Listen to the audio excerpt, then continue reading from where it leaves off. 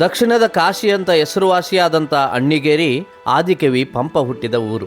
ಅಣ್ಣಿಗೇರಿ ಕಳಚೂರಿ ವಂಶದ ದೊರೆ ಬಿಜ್ಜಳನ ಮತ್ತು ಪಶ್ಚಿಮ ಚಾಲುಕ್ಯ ದೊರೆ 4ನೇ ಸೋಮೇಶ್ವರನ ರಾಜಧಾನಿಯಾಗಿತ್ತು. ವೀರಬಲ್ಲಾಳನ ಉಪರಾಜಧಾನಿನೂ ಹೌದು.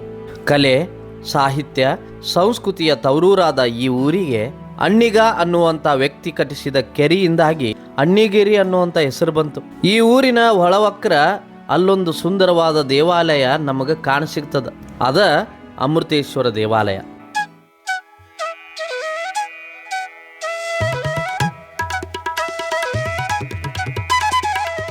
ಪೂರ್ವಾಭಿಮುಖವಾಗಿ ಇರುವಂಥ ಈ ದೇವಾಲಯ ಪಶ್ಚಿಮ ಚಾಲುಕ್ಯ ದೊರೆ 1ನೇ ಸೋಮೇಶ್ವರನ ಆಳ್ವಿಕೆಯ ಸಂದರ್ಭದಾಗ ಅಂದ್ರ 1050 ನಿರ್ಮಾಣಗೊಂಡಿತು. ಪುರಾತನ ಇತಿಹಾಸ ಹೊಂದಿರುವಂತ ಮತ್ತು ಅನೇಕ ರಾಜವಂಶಗಳ ಆಳ್ವಿಕೆಗೆ ಒಳಪಟ್ಟಿರುವಂತ ಈ ದೇವಾಲಯ ಗದಗ್ನಿಂದ 25 ಕಿಲೋಮೀಟರ್ ದೂರ, ಹುಬ್ಬಳ್ಳಿಯಿಂದ 35 ಕಿಲೋಮೀಟರ್ ದೂರದೊಳಗದ.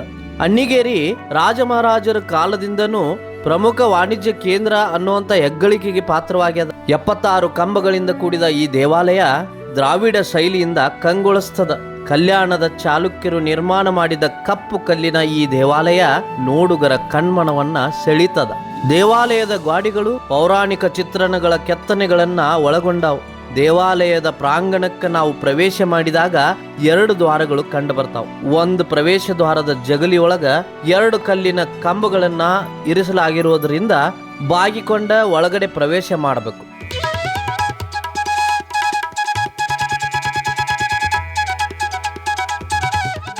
ಈ ಅಮೃತೇಶ್ವರ ದೇವಾಲಯ ಗರ್ಭಗುಡಿ, ಅಂತರಾಳ, ನವರಂಗ, ವಿಶಾಲ ಸಭಾಮಂಟಪ ಮತ್ತು ಮುಖಮಂಟಪಗಳನ್ನು ಹೊಂದ್ಯದ.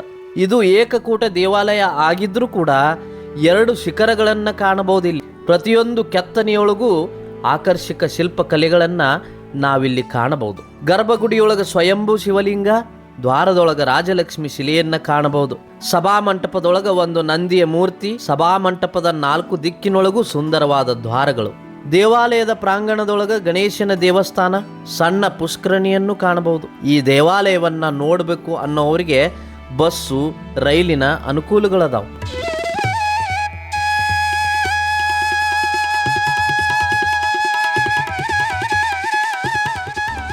ಪ್ರತಿ ವರ್ಷ ಹೊಸ್ತಿಲು ಹುಣ್ಣಿಮೆಗೆ ಅಮೃತೇಶ್ವರ ದೇವಾಲಯದ ಜಾತ್ರಾ ನಿಮಿತ್ತ ರಥೋತ್ಸವ ನಡೀತದ. ದೇವಾಲಯದ ಹಿಂಭಾಗದೊಳಗ ಪ್ರಾಚೀನ ಬಾವಿ ಒಂದದ. ಆ ಬಾವಿಯಿಂದ ಗರ್ಭಗುಡಿಗೆ ಮಾರ್ಗ ಅದ ಅಂತ ಹೇಳಲಾಗ್ತದ. ಈ ಬಾವಿಯಿಂದ ನೀರು ತಂದು ಅಮೃತೇಶ್ವರನ ಮೇಲೆ ಸುರಿದ್ರ ಪಾಪ ಪರಿಹಾರ ಆಗ್ತದ ಅನ್ನುವಂಥ ನಂಬಿಕೆ ಅದ. ಆ ನಂಬಿಕೆಯಿಂದನ ಈ ಕ್ಷೇತ್ರಕ್ಕೆ ದಕ್ಷಿಣದ ಕಾಶಿ ಅಂತ ಕರೀತಾರ.